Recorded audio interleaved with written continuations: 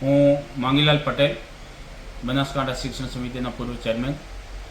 આવતીકાલે 31મી માર્ચે મોદી સાહેબ અહીંયા આવે છે અને મોદી સાહેબને આવકારવા માટે, ભીડ ભેગી કરવા માટે આજે શિક્ષણ જગતને જે કલંક કહેવાય એવો પરિપત્ર થયો છે. ડીપીઓશ્રી અને ટીપીઓશ્રીએ પરિપત્ર કરી અને શિક્ષિકાઓને ફરજ પાડી છે કે તમારે સવારમાં બસ ભેગું બધા ટોળાને લઈને આવવાનું અને 9:30 વાગે નોણી ખાતે હાજર રહી આખો દિવસ એમને મેનેજમેન્ટ કરવાનું ટોળાનું અને સાંજે એમને ઘરે પરત મૂકી જવાનું. આવો એક પરિપત્ર થયો છે અને મારા ધ્યાને આવ્યો, મંત્રણે આવ્યો છે.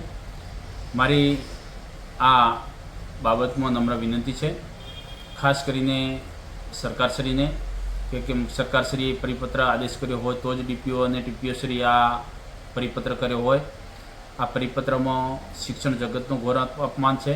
શિક્ષણ જગતની ઘોર બેદરકારી પ્રત્યે સરકારશ્રીનું લક્ષ્ય છે કે ગુજરાતમાં 18મા નંબરે શિક્ષણ છે ભારતમાં, અને આવી રીતે શિક્ષકોને જો રેલીઓ માટે, ટોળા ભેગા કરવા માટે અને ક્રાઉડ મેનેજમેન્ટ માટે જો કામમાં લેવાનું હોય તો હજી કેટલી એની નીચી પાયરીએ શિક્ષણ જશે એ કલ્પનાનો વિષય છે. સરકારશ્રીને વિનંતી છે કે શિક્ષકો એ ગુરુ કહેવાય, એ ભારતના ભવિષ્યને ઘડવાનું કામ કરે છે.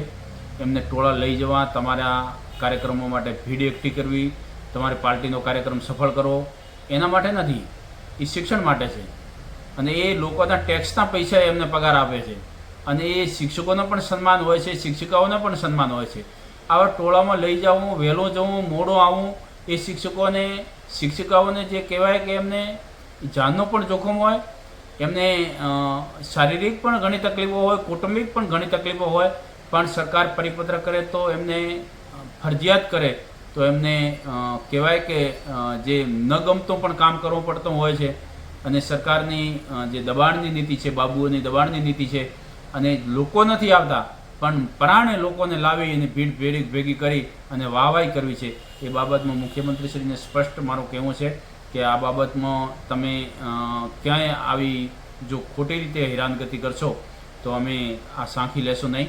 શિક્ષણ જગત સાથે તો આવો જે તમારો જે આદેશ છે એ બિલકુલ અમે સાંખી નહીં લઈએ અને તાત્કાલિક ધોરણે આ પરિપત્રને રદ કરવામાં આવે, શિક્ષિકાઓને આ જવાબદારીમાંથી મુક્ત કરવામાં આવે અને શિક્ષણ જગતને તમારા તાઇફામાંથી બાકાત રાખવામાં આવે એવી અમે માંગણી કરીએ છીએ.